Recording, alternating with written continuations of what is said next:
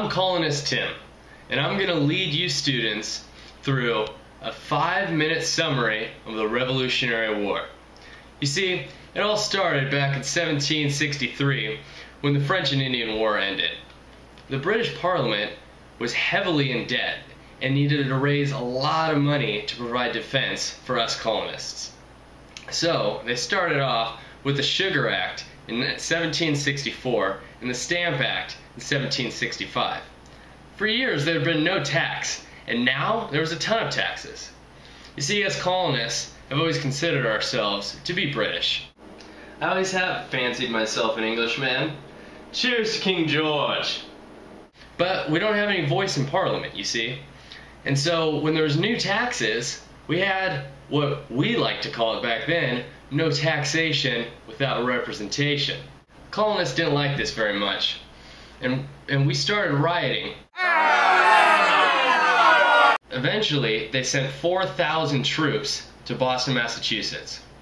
In March of 1770, a mob of colonists clashed with the troops and 5 people died. This became known as the Boston Massacre, and it was the first sign of blood in the new revolution. In 1773, the British passed the Tea Act, which put a monopoly on all the tea being shipped in and out of the Boston Harbor. What is this? On behalf of His Majesty's glory.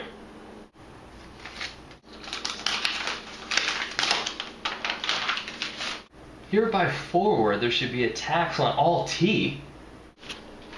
That tyrant! In March of 1773, 60 colonists boarded one of the ships in the Boston Harbor and completely destroyed a whole shipment of British tea.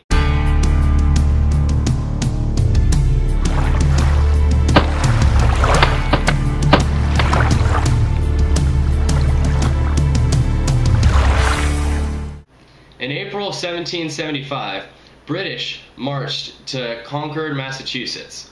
They were met with resistance by the Minutemen, and although no one knows to this day who fired the first shot, the shot heard around the world started the Revolutionary War.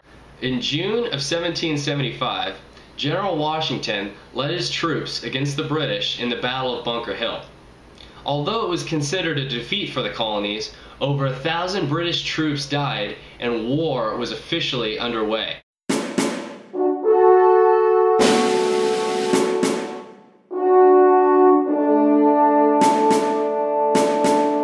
In July of 1776, the states decided to declare their independence from Britain. They chose Ben Franklin, Thomas Jefferson, and John Adams to draft a Declaration of Independence. It was officially signed and ratified on July 4th, 1776. The British troops were large, well-trained, and had a huge navy. No one gave the colonists a chance at all.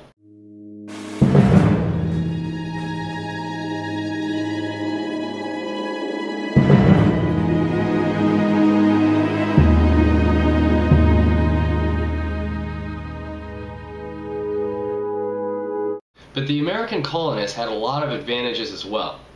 You see, they were a close-knit group of people who worked and lived together and were united under one cause of defeating the British and gaining independence.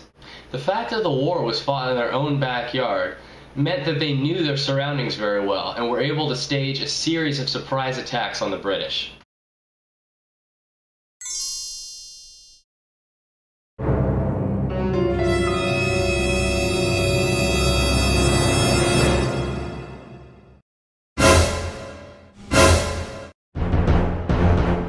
The turning point of the war came in 1777 at the Battle of Saratoga.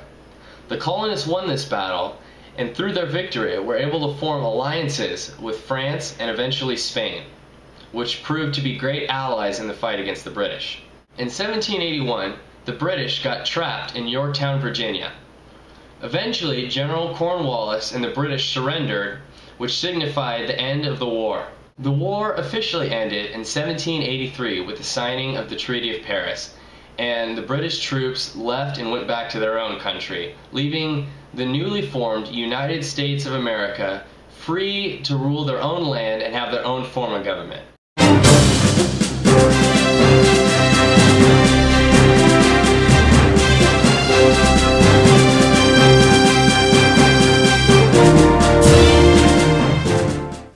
that's how us colonists were able to win our independence from that nasty King George and all of Britain.